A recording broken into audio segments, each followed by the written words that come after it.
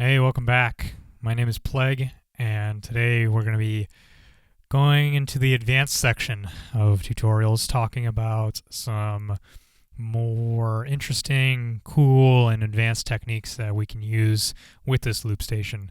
This tutorial is definitely for someone who has been using this device for a little bit. You don't have to be an expert on it at all by any means. In fact, most experts will probably know every one of these techniques.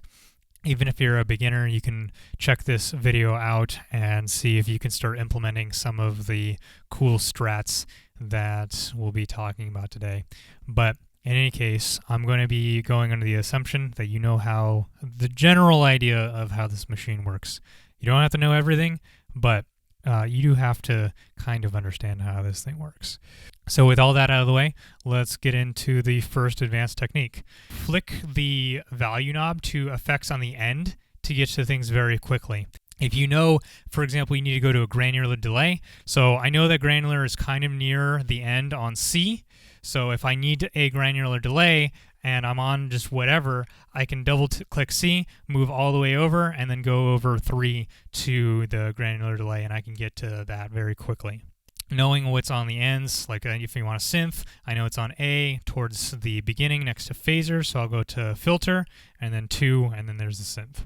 This is, again, kind of part of memorizing things, but you can just flick it to the end to kind of normalize your position. Here's a cool trick that you can utilize.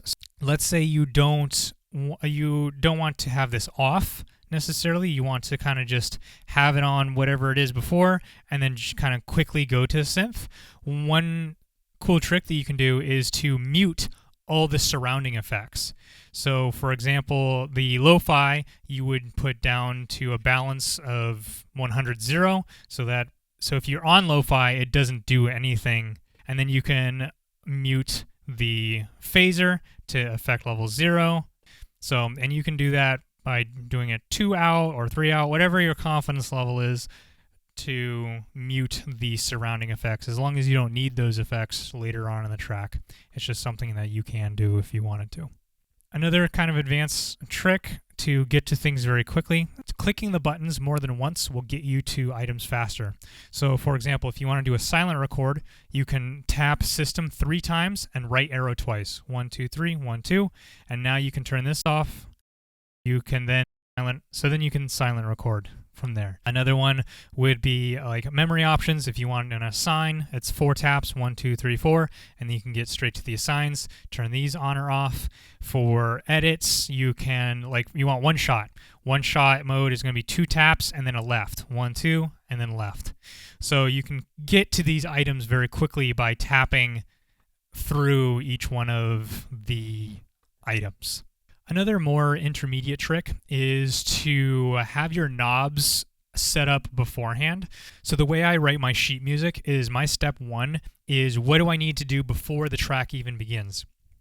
So do I need to have faders down, like 2 faders down, and the track effects knob all the way to the left position? So then I can start turning, like opening up a filter or whatever the thing is that I'm going to be doing. What is it that I need to do and have set up before the track begins? Should I have a effect already open so then I can change a parameter? If you don't want to affect your knobs, just go to a memory that is not the one that you need, turn your knob to where it needs to be, and then go back to your actual song. And now this knob is in position without affecting the track that it's going to be on. So another tip that's related to getting things set up is what I'll do is I will get into the menu item that I will need next and kind of wait on it and then go back to that item. So for example, in the track Terminate, what I do is I'm messing with the turning the effects on and off over here, and I don't want to go over here and turn on the effect because I'm trying to reverse a track. So what I'll do is I'll tap Edit, get it ready to reverse. Then I can do, the thing that I do over here. Then I can click Exit, and it'll already be ready at that menu. I can reverse the track and unreverse it to have things going.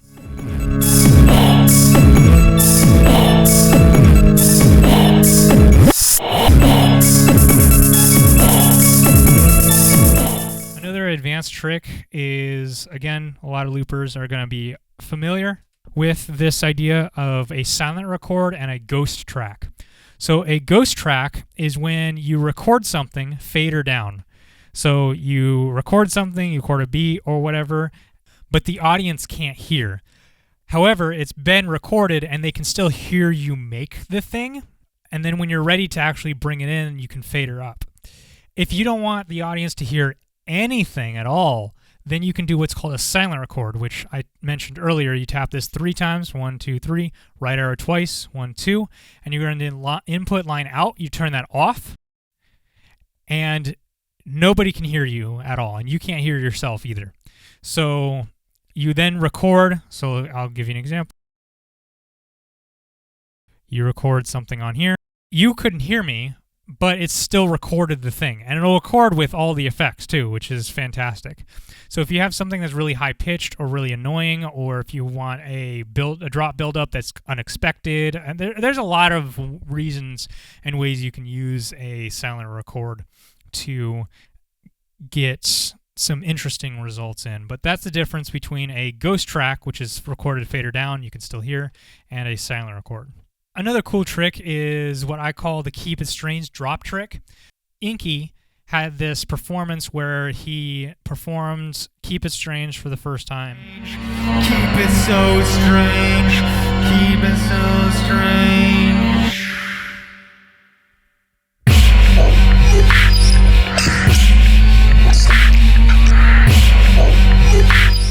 You don't have to be touching the loop station in order for it to actually start playing.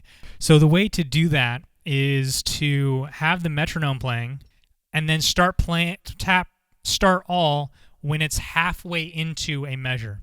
So it starts off like this.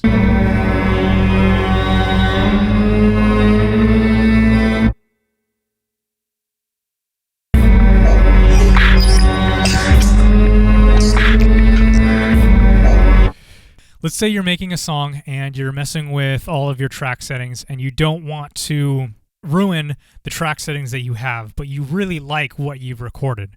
All you have to do is do your recording. So let's say, okay, a granular delay and a synth and an EQ.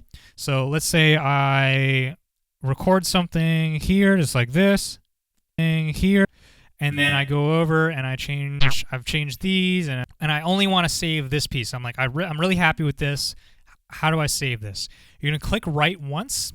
Then what you're going to do is you're going to arrow over twice, and you're going to write the track number that you want, so in this case it's 4, to itself.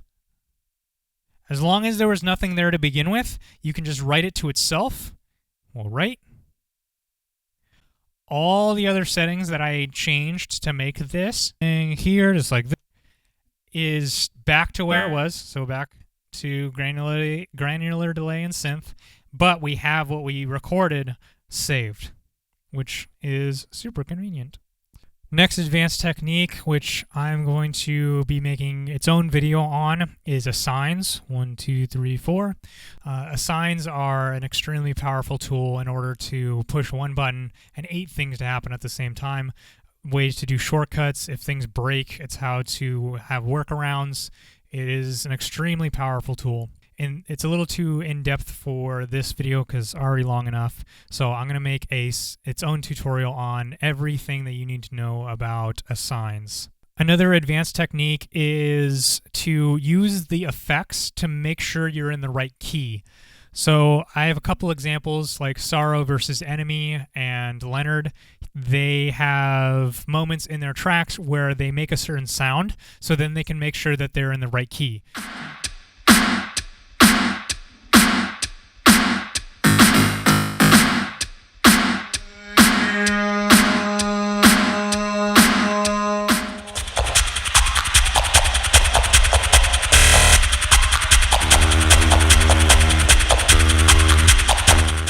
So for example, you would, let's say, use a robot and you want the note for C, so you want to be able to sing. You just want to hear it for a moment. You can turn the robot on. Oh, and then you can actually get the note from that. All right, let's start wrapping things up here with some more interesting, cooler tricks. So let's talk about mic tech. One trick that you've probably seen a lot of loopers use is their hand hitting the microphone in order to activate sounds. But another thing that you can do is to tap out patterns faster and or even easier, or get rhythms with your hand or your thumb. So in the track Begin, what I do is I use a dry kick. But when I first was experimenting around and trying to learn this track, one thing I did was I used my thumb to tap out the rhythm that I needed to, because it was really, really hard to actually do the dry kicks in this manner. So what I did was I could use my thumb or even my palm to tap out the pattern that I needed to.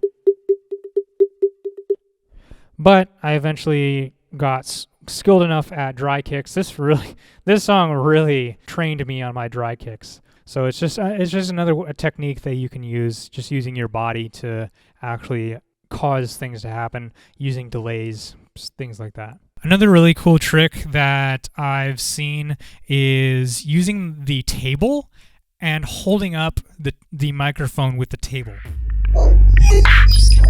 Keep it strange.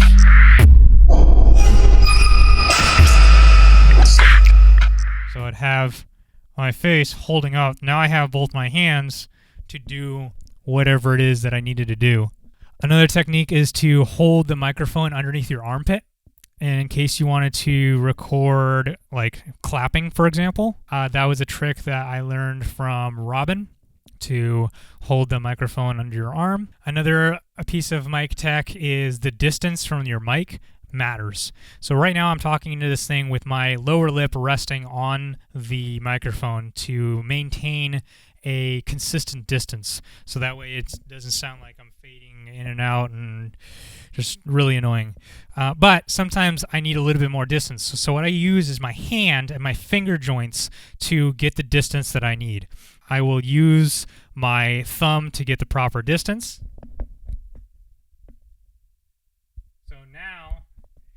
So now I can do louder things or whatever the reason is. I use my index finger and my thumb on the hand that is holding the microphone on my face in order to figure out distances of things. All right, the next really cool advanced strategy is to have 6 tracks on your loop station. In fact, you can have even more than 6 if you want to. So there are several ways to add a track onto your loop stations, because you think there's only 5, but oh no, we can get creative here. So the first strat is what I call the undo redo strat, and that is you record something on a track, and then once you have something recorded, you can then put something else on top of it. So let's say I want a hi-hat pattern of some kind. So now we have a hi-hat on here, but I want to take away those hi-hats. Well, what I can do is I can undo them, and now they're on standby, and I can have the track playing, and then I can bring those back in.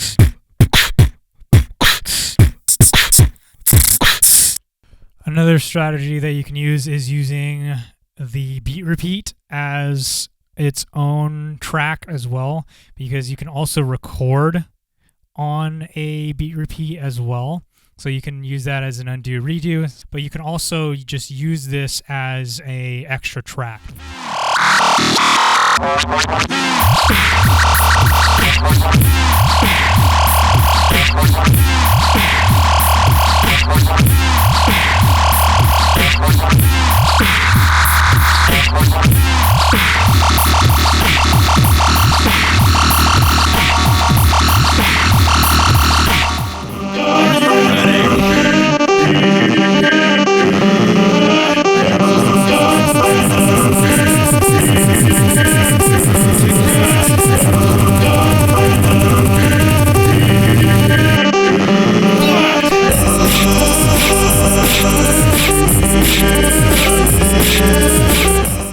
last strat that I'll share with you for having a sixth track is using the panning delay or the delay to have a sixth track.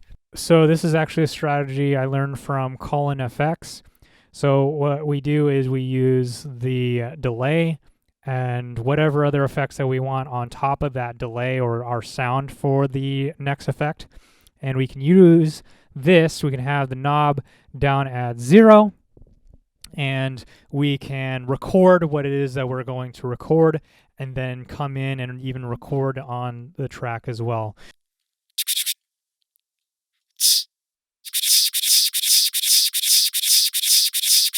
And we can do cool build-ups like that. And like I said, you can record anything that's on the delay. The last strat that I'm going to give you is another idea from Colin FX, and that is bouncing a track with an MK1.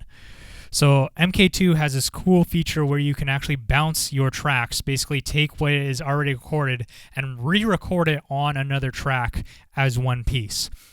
Well, you can do that with an MK1 as well. All you need is a cable of some kind that has both input, something that you can input and output through the RC-505. So we have these two tracks here. We can even use track effects. Let's say an octave and a reverb. And we are going to record the combination of these onto this.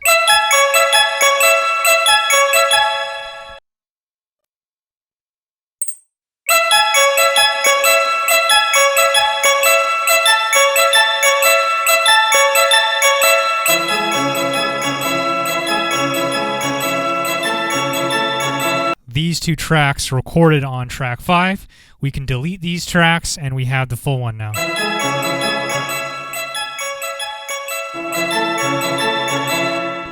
Isn't that dope? So you don't necessarily need this exact cable to do this, but you essentially just need to plug one end into the input and another end into the output for it to record itself. In my case, with this specific cable, there's a high-pitched like screaming that happens, and I've noticed that that was attached to the output level. Anyways, that is how you can bounce tracks as well as record your own track effects. You can have the track effects on, plug that in, and then click overdub, or you can record that piece with the effects onto a new track and then delete the original. I have not seen anyone do that yet.